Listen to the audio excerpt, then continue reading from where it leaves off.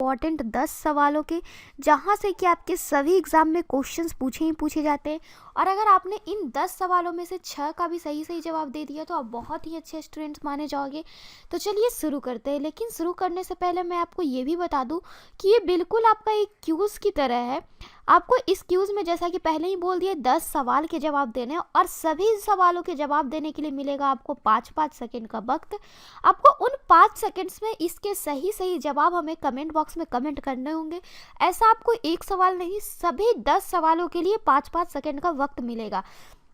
और आखिर में आपको ये भी कमेंट करने हैं कि आपने कितने सवालों के सही सही जवाब दिए थे। तो चलिए शुरू करते हैं। साथ ही साथ मैं ये भी बता दूं कि इसी तरीके के हम डेली आपके लिए क्यूज़ लाते रहते हैं। तो डेली क्यूज़ के लिए आप हमारे चैनल को सब्सक्राइब ज़रूर करें और सब्सक्राइब करने के बाद बेल आइकन पर ज़रूर प्रेस करें, ताकि हम जो भी वीडियोज़ अपलोड करें उसके आपको नोटिफिकेशंस टाइम टू टाइम मिलती रहे और आप हमारी एक भी वीडियो मिस ना करें। और आप इसी तरीके से हमारे डेली के क्यूज़ का भी लाभ उठाते रहें। आप इसे लास्ट तक ज़रूर देखो। आपको I am sure, I hope कि आपको बहुत ही ज़्यादा मज़ा आने वाला है इस क्यूज़ में। तो चलिए देखते हैं। हमारा सबसे पहला सवाल कह रहा है कि चंद्रमा से पृथ्वी तक आने में प्रकाश को लगभग कितना समय लगता है। कह रहा है कि मून लाइट जो है उसे अर्थ पर आने में जो टाइम लगता है वो कितना होता है। जो चंद्रमा की प्रकाश है उसे पृथ्वी तक आने में कितने समय लगते हैं, कितने सेकंड या कितने मिनट का समय लगता है। तो आपको 4 ऑप्शंस दिए गए हैं। इन चारों में से जो भी आपकी सही ऑप्शन लगे आप हमें कमेंट बॉक्स में कमेंट कर सकते हो। आपका समय शुरू हो रहा है अब।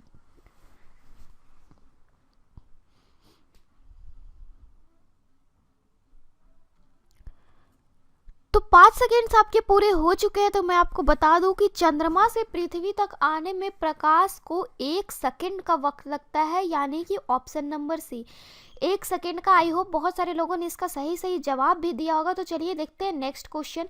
नेक्स्ट क्वेश्चन, पिछले में हमने देखा कि सूर्य के प्रकाश को आने में चंद्रमा के प्रकाश को आने में कितना समय लगता है। इस बार हम ये पूछ रहे हैं कि सूर्य का प्रकाश को हमारे पास आने में लगभग कितना टाइम लगता है। आपको 4 ऑप्शंस दिए गए हैं मिनटों में और आपका समय शुरू हो रहा है अब।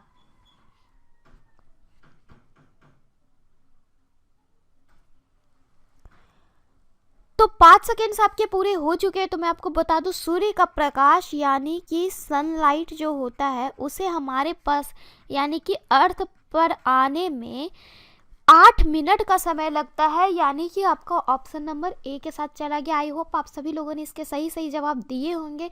अगर आपको और भी ज़्यादा टाइम चाहिए तो आप वीडियो को पॉज कर सकते हैं, बट आप कोशिश करो कि आप इन 5 सेकेंड्स में ही इसके आंसर समय बता दो। तो चलिए देखते हैं नेक्स्ट क्वेश्चन।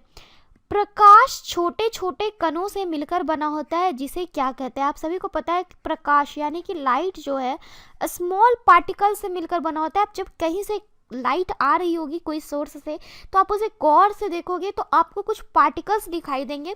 तो उस पार्टिकल्स को क्या कहते हैं ये हमसे पूछ रहा है और आपको 4 ऑप्शंस दे के रखा और आपका समय शुरू हो रहा है अब।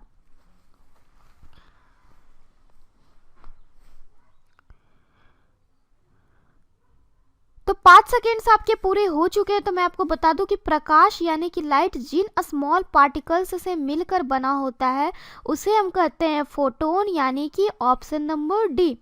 नेक्स्ट है हमारा सवाल नंबर 4।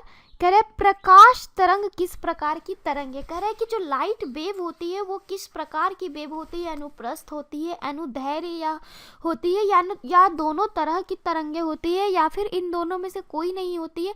तो आपका समय शुरू हो रहा है अब।